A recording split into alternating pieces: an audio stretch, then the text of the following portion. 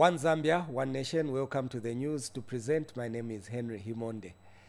Let's take a look at the headlines in our news. Delayed operationalization of pineapple processing factory worries farmers. 10 panels for solar-powered hammer mill stolen.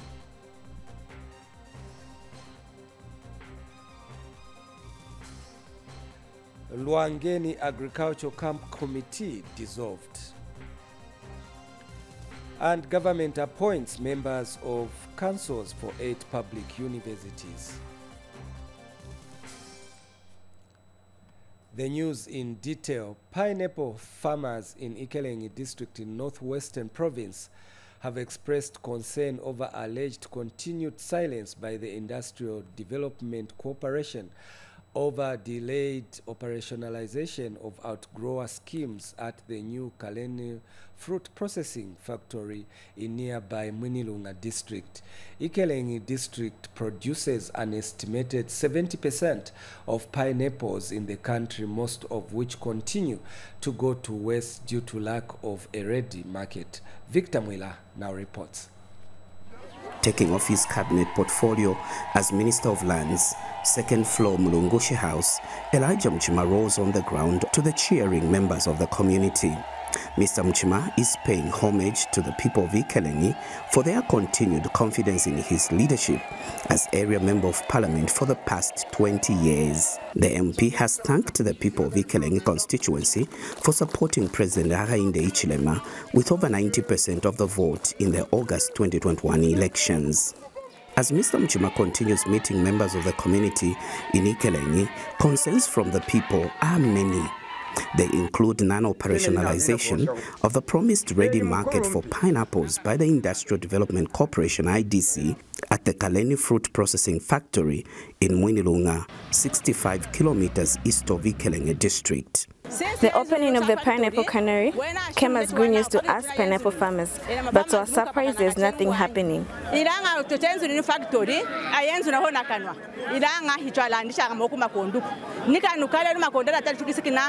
Silence from the IDC on the non-operationalization of the promised outgrower schemes continues to generate more questions than answers. Our question is, from the time they opened, we have never seen any truck from Mwinilunga coming to buy pineapples here in Ikele. Now, why? All the fruits have just gone to waste. They are not buying. We don't know we don't know the problem, the challenge which is there. Mr. Mchima has assured pineapple farmers in Ikelengi that the matter will soon be addressed. I'm engaging the Minister of Finance as well as the Minister of Commerce on the issue of the pineapple factory to find a lasting solution. Victor Mwila for Zanis in Ikelengi, Northwestern Province. Victor Mwila there with that report. Now in Central Province, Provincial Minister Credo Nanjua says government will revert to the e-voucher system in the distribution of inputs under the Farmer Input Support Program for 2023-2024 farming season. Mr. Nanjua says the distribution of inputs, which was done using the conventional system last farming season, will be piloted using the e-voucher system in Central and Lusaka provinces. He says government reverted to the conventional system because of the challenges that were encountered using the e-voucher, which have since been addressed. The minister noted that government has learnt lessons from last season on how best FISIP can be implemented and hopes to do better this year. And Minister of Information and Media Chushika Sanda has called on Mr. Nanjua to conduct a crop assessment in Chisamba district owing to poor crop caused by poor rainfall pattern. Chisamba District Commissioner Joel Mboyoma has thanked government for giving an opportunity to the people of Chisamba to buy affordable maize from the Food Reserve Agency, FRA. They advertised the fishing programs. Central Province is missing, and Lusaka Province is missing. The reason is that the two provinces will be under the pilot program of the e-voucher system. So it's not an issue to worry. It's a program because we are migrating to the e-voucher system. And these two provinces have been taken as pilots. So once we see how we can manage the e-voucher system in the two provinces, then more provinces will come on board. But this is also very advantageous to our farmers, because our farmers are not restricted to just fertilizer and maize seed. They have got the freedom to choose what else they can get. Exercise in terms of the crop, because in Chisamba we're not doing very well in terms of crop. So definitely at some point, I'm sure here people will cry on the Minister of Central Province to bring them relief food here, because we do have a serious challenge. We are grateful to Government, Honorable Minister, through your office. Chisamba has been allowed, I think this is the second month running now, through FRA to be selling maize to people that may need for consumption. So we have currently a program running, people are coming through to buy. In Lusaka province, millers in Lusaka have assured the public that they are producing enough mealie meal to cater for consumers in the province. The millers said this when Lusaka Province Minister Sheo Muliata and other senior government officials visited African and Pembe milling. Ms. Muliata has since appealed to the people to stop panic buying of mealie meal, saying the commodity is available in retail shops across the province. Details in this report by Jonathan Mkuka. Lusaka Province Minister Sheo Muliata has visited milling plants in the province to check on production of mealie meal. Ms. Muliata, accompanied by Lusaka Province Permanent Secretary Robert Kamalata, is impressed with the production of mealie meal at the milling plants visited. For Pembe, the production is about 560 tons per day. African milling is about 420, and we are here where it's about 40. So this is a good indication that there's milling meal which can go around to everyone. The provincial minister is appealing to the consumers to avoid panic buying of the commodity. And we just want to assure Lusaka residents there's no need to buy in bulk, to fear that maybe tomorrow you wake up there's no mealie meal. There's a lot to go around. So I want to warn those people who are doing this buying in bulky, because they are hindering their friends. We want to warn them that the police are on board. Meanwhile, millers in Lusaka have assured the public that they are producing enough mealie meal to cater for the entire province.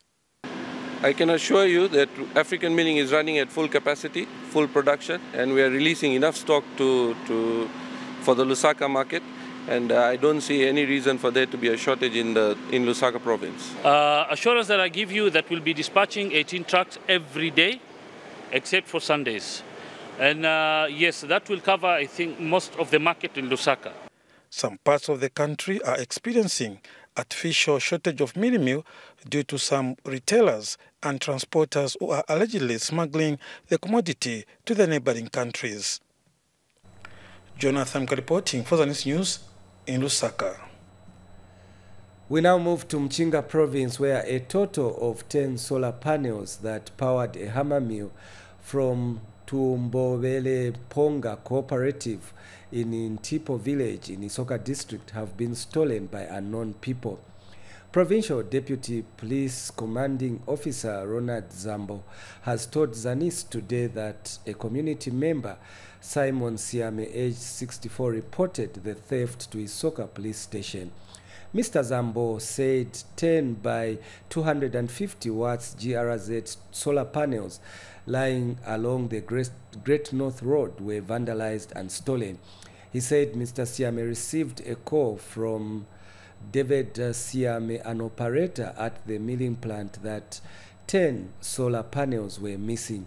Mr. Zambo stated that the duo later inspected the plant premises and found that the wire fence unscrewed found the wire fence unscrewed, which they suspected to be the entry point of the thieves. He disclosed that a docket has been opened and visited the scene, but no arrests or recoveries have been made yet. Isoka has been rocked by a spate of thefts in which criminals are stealing electronic equipment.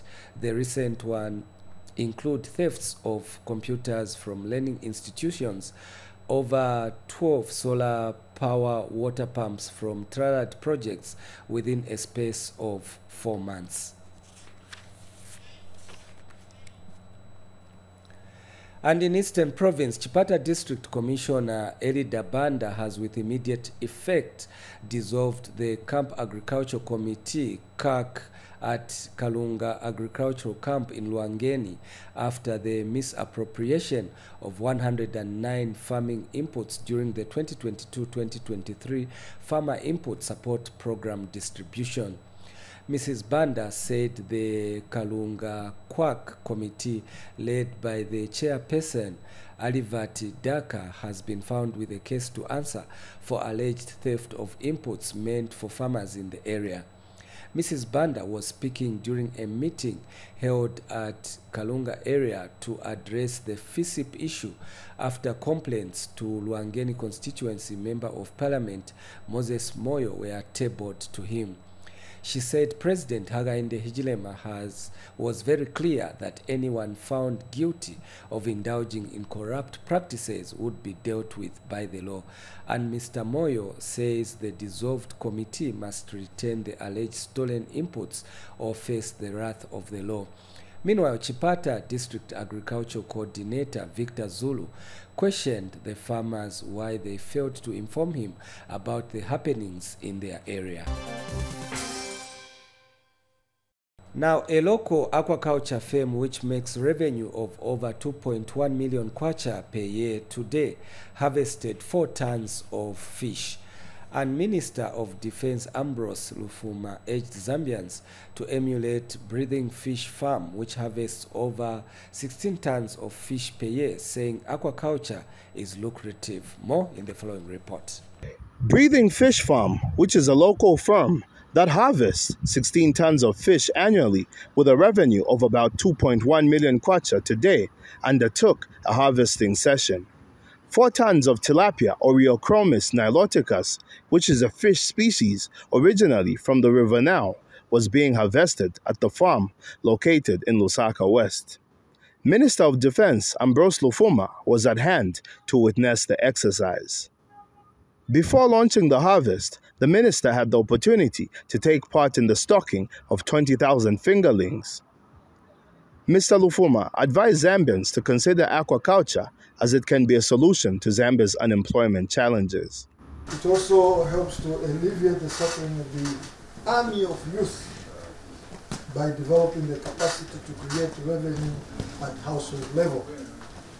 3, it also helps to grow the national economy and contribute to the gross domestic product.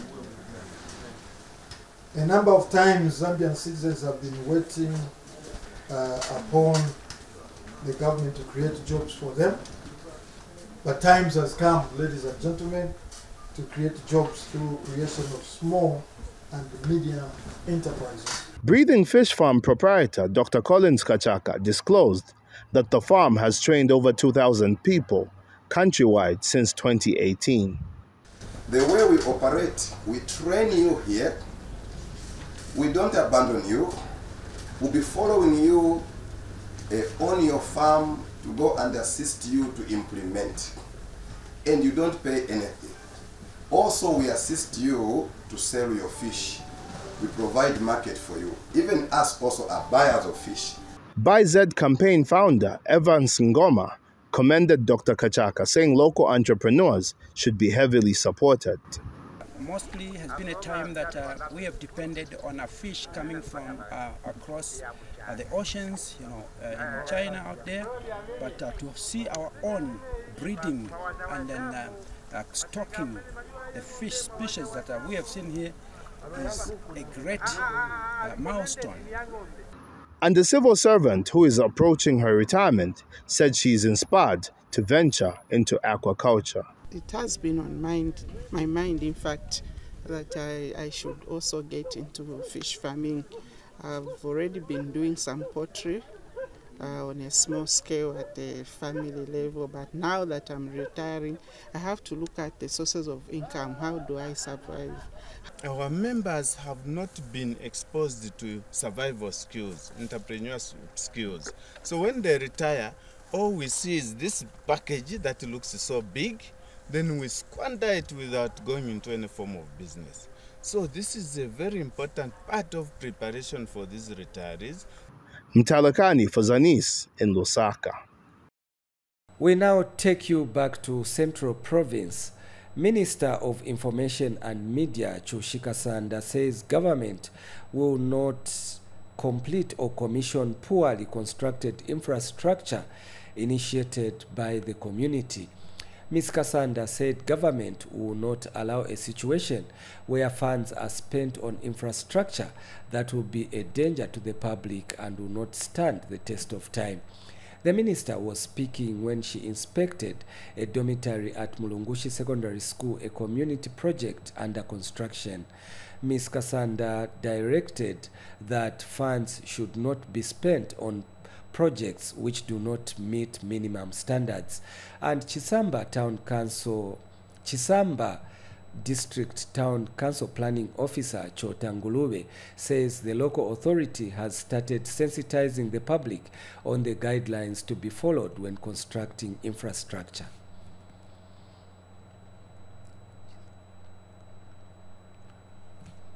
It's not possible. So what do we do regarding the funds that we allocated to it? We just need to divert the funds. Water or something. We need to divert those funds and give those funds to another project. So the same project, but we need to start. We start our own. Okay. Yes. Yeah, we start our own. Yes. We top up. We just need to top up. Otherwise, this is not possible. There is no way. We've all seen. Look at this. How do we take it up as CTF and say let's complete it? It's not possible. We are not going to consider substandard structures that were initiated by the communities, but we want to do standard buildings with building plans that are being adopted by the Ministry of Education if it's to do with classroom blocks, Ministry of Health if it's to do with clinics, so that we put up structures that are going to stand a test of time. What we've seen is that we've wasted government money by completing structures that were started by the communities that are not standing the test of time. So what we've done is that we are constantly in touch with the communities so that we get to know what they want in their constituents, in their zones, as well as we are advising the community as soon as we receive guidance on the type of projects they should prioritize in the Southern Province Permanent Secretary Naman Monze has directed local authorities to ensure enforcement of the law on the construction of sanitation facilities. Officiating during the on-site sanitation and fecal sludge management statutory instrument consultative meeting in Choma, Dr. Monze says there is need to hasten the development of regulations of on-site sanitation to avoid disease outbreaks. More in the following report. Inadequate regulations on on-site sanitation and fecal sludge management remains the major challenge in preventing outbreaks of diseases such as diarrhea and cholera. However, government is in the process of developing a statutory instrument for on-site sanitation and fecal sludge management regulations under Water Supply and Sanitation Act number 28 of 1997. In order for commercial utilities to provide on-site sanitation services for the entire service chain as per their operating licenses, local authorities should ensure enforcement of construction of sanitation facilities according to standards. You are therefore expected to review and provide input into the draft statutory instrument so that our views are captured and brought on board. Other stakeholders added their voice. It is a requirement that before this document, this statutory instrument is assented, we engage in nationwide consultation as we are doing today in Choma. So I would like to assure you, PS, that that will be done. Where we are building the septic tanks and also where we are discharging.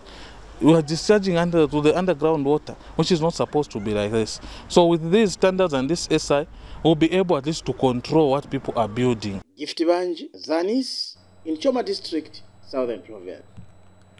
In education news, government has appointed members of councils for 8 public universities, Higher Education Loans and Scholarship Board, and the Higher Education Authority Board. Minister of Education Douglas Siagalima announced the names of the appointed members at a press briefing in Ndola today. Dr. Siagalima said although the law mandates him as minister to announce the names of council members, it does not mean that it is him who personally picks the members. He further said despite the current process as prescribed by the law taking long, it was necessary as it does not give exclusive powers to a single individual who is bound to abuse it. Dr. Siagalima added that to compensate for the long time it takes in appointing members, the ministry will consider initiating the process for 4 months before the expiry of the term for the serving council. The appointed council members are 9 for the University of Zambia, 7 each for Copperbelt, Mulungushi, Mukuba, and Kwame Nkrumah universities, and 6 each for Kapasa Makasa, Palavana, and Chalimbana universities. 12 other members have been appointed to the Higher Education Loans and Scholarship Board, while 9 have been appointed to the Higher Education Authority Board. Now, a 29-year-old man of Nkaka village in Kafuimbi's chiefdom in Isoka district has been shot and wounded by unknown people at his home.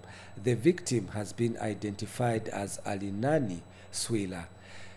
Muchinga Province Deputy Commanding Officer Ronald Zambo confirmed the incident to Zanis today, which occurred on Saturday, April 9, 2023. He said the incident happened around 21 hours as Mr. Swila and his wife Lydian Nambela had returned from their business premises. Mr. Zambo explained that after the couple had their supper, Mr. Swila decided to go to the toilet where he was shot in the right leg. He said the victim was rushed to the police station and later issued with a medical report. Police have since opened a docket and no arrests has been made yet. On the Copperbelt province, a 1-month-old baby boy has died after its mother reportedly slept on him after coming home drunk from a drinking spree. Copperbelt Police Commanding Officer Piswell Mwemba said the mother of the baby has been arrested for manslaughter. Mr. Mwemba explained that Christine Musonda, mother to the baby of house number 115/0 Kawama East in Mfurira, allegedly caused the death of her baby by sleeping on him after he returned home from drinking on Saturday, April 8, 2023, around 23 hours. He said the matter was reported to police by the woman's neighbor, Marian Chinyama, a resident of the same township. The scene has been visited by police and no physical injuries were seen upon inspection of the body. Mr. Mwemba said the body has been deposited to Ronald Ross General Hospital. This is contained in a statement availed to Zanis in Mfurira. Chief Mukupa Kaoma of Lunte District has commended government for introducing empowerment initiatives to support youths to venture into economic activities. The chief said this when Minister of Youth, Sport and Arts Elvis Nkandu paid a courtesy call on him yesterday. Kweto Mumba now reports. Declared as a district in 2017, Lunte is among the rural districts in Northern Province that is still yearning for development in various sectors. With a youthful population in place, government is seeking ways to enable these young people to contribute to socio-economic development. And Minister of Youth, Sport and Arts Elvis Nkandu visited the district to sensitize youths on government's empowerment programs and also presented grants to some beneficiaries of the National Youth Scheme.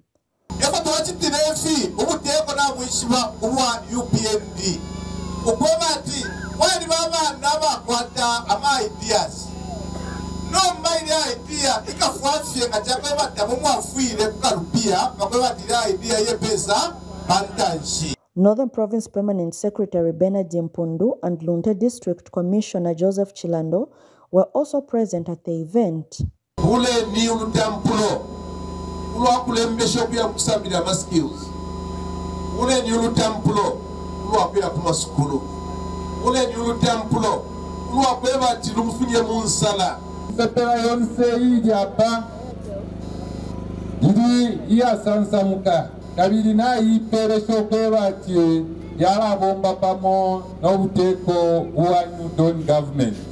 The minister also took time to engage Chief Mukupa Kaoma on various issues.